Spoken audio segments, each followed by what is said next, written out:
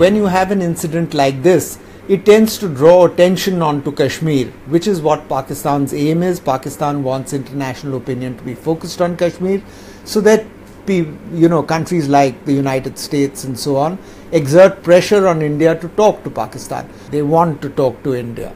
They want to put India on the defensive so that India makes concessions on Kashmir. You respond to violence with violence. When there is an act of violence from the Pakistani side, there has to be a calibrated and retaliatory act of violence inflicted to the Pakistani side by the Indian forces. This is my personal opinion, is to open a dialogue track or multiple dialogue tracks with various stakeholders in Kashmir. That will, in my opinion, tend to cool the temperature on the ground in Kashmir.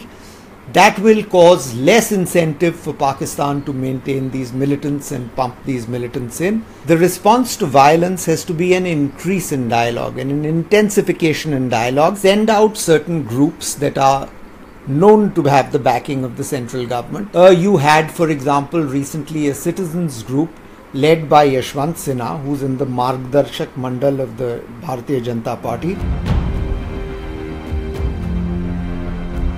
People tend not to realize how many more casualties take place on the line of control when there was no ceasefire. Today, you have casualty counts in the region of 30, 40 soldiers killed in the course of a year. When there was no ceasefire, it was over 200.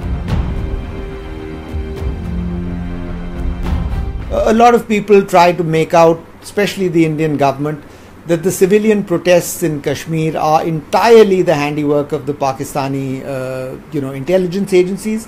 In my opinion, that is not the case. There is a definite groundswell of popular public support to these demonstrations on the Kashmiri side, but equally, the ISI in Pakistan and the Pakistan Army takes advantage of this.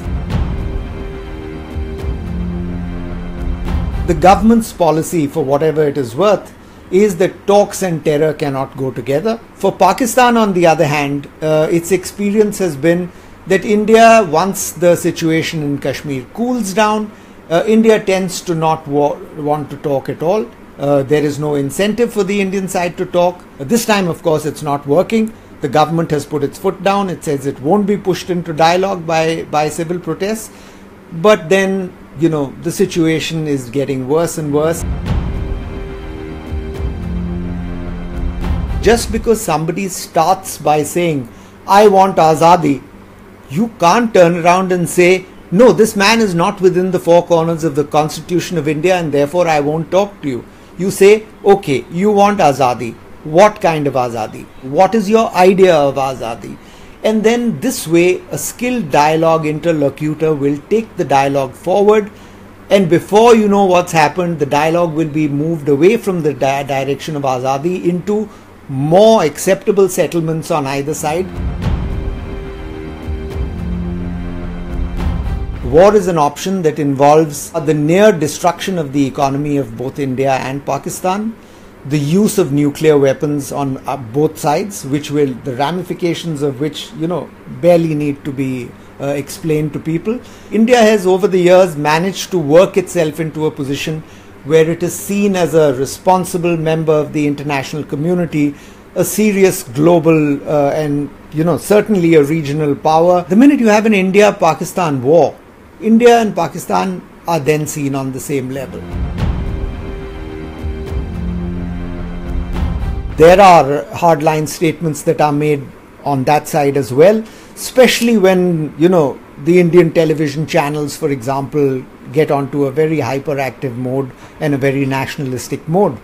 But the fact is that there is a serious hyper-nationalistic dynamic on the Indian side, and this has the potential of forcing the government's hand to take a harder line than it might have otherwise.